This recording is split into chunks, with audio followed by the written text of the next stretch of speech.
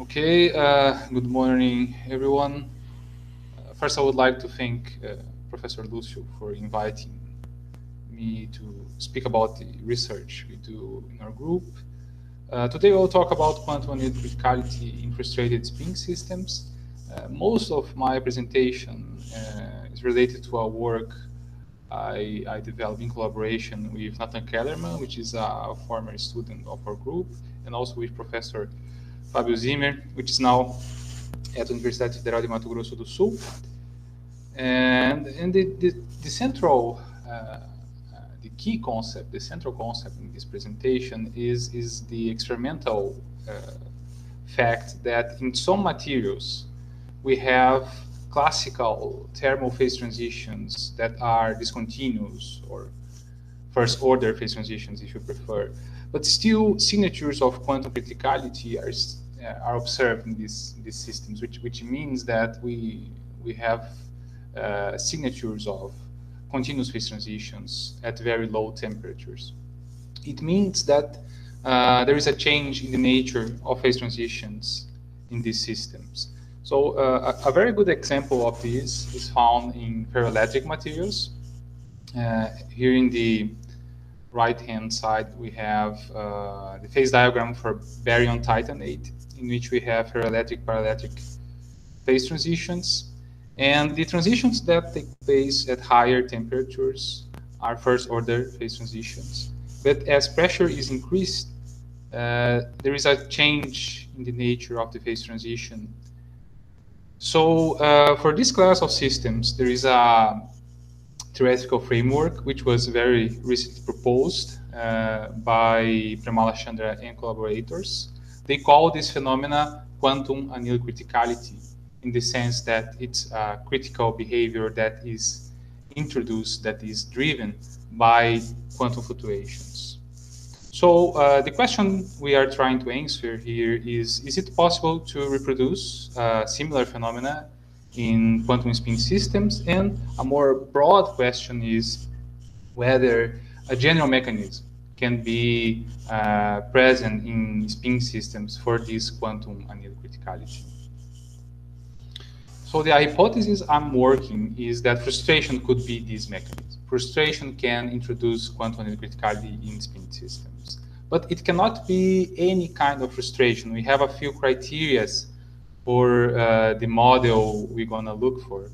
So the first criteria is that order-disorder phase transitions should be of the first order type, and in the classical limit, of course, which means the temperature-driven transitions must be of first order. And we also should look for models that have a low level of frustration, because if frustration is too strong, there will be no long-range order at a finite temperature. And in addition, we want a model that have quantum fluctuations introduced by a specific parameter, which means we can go from a limit in which there is no quantum fluctuation to a limit in which quantum fluctuations are very strong. So we propose that the ideal model for this kind of phenomena is the frustrated transverse field Eisen model on the square lattice. So here in the right-hand side, you can see the illustration of the model. We have first and second neighbor interactions, and there is also the effect of a transverse field. And why this model is in particular interesting for this particular work? Well, it's because we have a frustration parameter which allows us to adjust the level of frustration in the model. So we can go from a strongly frustrated scenario and go to a limit in which frustration is in a low level. And we also have first order phase transitions driven by temperature in this model. In particular, in this region here, we have a transition between a paramagnetic and a low temperature antiferromagnetic state, which are first order phase transitions. So to evaluate the thermodynamics of this model, to study the phase transitions of this model, we need an approximation, because exact solutions are not available for this particular model.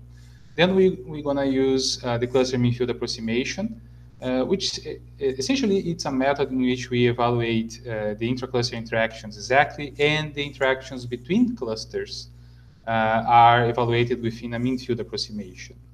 We then arrive at an effective Hamiltonian, or a mean field Hamiltonian, in which we have intracluster interactions, the mean field contributions, and the transverse field. So in this work, we use a 4-side cluster, which is illustrated here in panels A and B. And these are the equations we must solve self-consistently. So here you can also see in panel A the antiferromagnetic pattern. And in panel B, we can see the other long-range order this model can exhibit, which is called super antiferromagnetic order. So you can see there are stripes within this ordered state. And after we solve the self-consistent problem, we then can evaluate all the thermodynamics, which means we have access to the free energy, entropy, internal energy, and all quantities we want to evaluate. So the main result of this work is presenting this global phase diagram, where we have temperature, transverse field, and frustration effects. And the dashed lines are indicating first-order phase transitions, and solid lines indicate second-order phase transitions. This circle here indicates what we call the critical point, which is the point in which the nature of the phase transition is changed.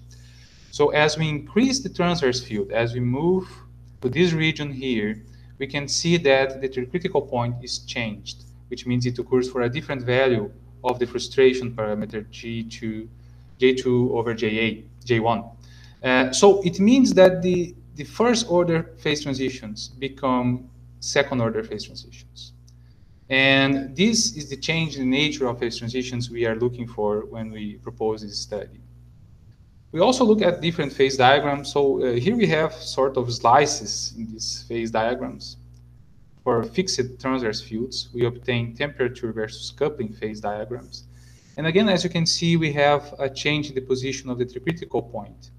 In particular, we see that the transverse field increase leads to a reduction in the range of G, in which we have first order phase transitions, which means the transverse field favors second order phase transitions in the model. But this particular figure here, this phase diagram here, it's very difficult to consider that it will be achieved with experiments. So it's very difficult to imagine an experiment in which you can adjust the ratio of interaction. So it's more likely someone will be able to find a material or produce a material in which we have a specific ratio of exchanges. So it's easier if we look at temperature versus transverse field phase diagrams, which are presented here in this figure. And essentially what we found is that 3 scenarios can arise. The first scenario is only second order phase transitions, which is indicated by the solid lines. Of course, the ground state changes here, but that's not very relevant here. And this is occurring for specific values of the exchange ratio, J2 over J1. There is also a second scenario in which we have only first order phase transitions. But the more interesting result is here in panel C, where we have first order phase transitions at high temperatures. But as the transverse field is increased, we have at a critical point and second order phase transitions, which means quantum fluctuations change the nature of phase transitions in this model. And this phenomena, which is called quantum annealed criticality, is found for G larger than 0.56 and smaller than 0.66, which means it's a relatively large range of parameters in which we have this behavior. So the conclusion is that quantum annealed criticality occurs in the J1, J2 transverse Eisen model, the frustrated transverse Eisen model. And this conclusion, since we published this work, this conclusion was confirmed by series expansion results and also by quantum cluster variational method approach, which was done very recently. And the more broad conclusion is that frustration can be a general mechanism for quantum annealed criticality. Of course, we need more works to confirm that. We have at least two other systems in which frustration could be a mechanism for quantum annealed criticality. So there is this frustrated honeycomb lattice, in which we have also quantum annealed criticality. And there is also a disordered square lattice, which was studied by our group, in which we also found quantum annealed criticality. So these are the references. The first one is the present work. And I would like to acknowledge Premala Chandra, which helped me a lot with discussions and allowed me to understand better this quantum annealed criticality phenomenon. And I would also like to thank the Brazilian funding agencies. And finally, I will speak very shortly about our group. We are a condensed matter theory group. I work mostly with frustrated magnetism, and in our group there is also Professor Eleonir, which work with several subjects within strongly correlated electronic systems, such as high TC superconductors and other interesting subjects. Here I'm showing also our students, Pablo, which is a graduate student, and there is also Guilherme, Pietro, and Rafael, which are undergraduate students. Rafael is a Professor Eleonir student. And that's it. I want to dedicate this presentation to my 10 days old daughter, which was very generous. She was sleeping yesterday during the elaboration of this presentation, so she allowed me to do this presentation for you. And that's it. I want to thank you for your attention, and I'm ready for questions.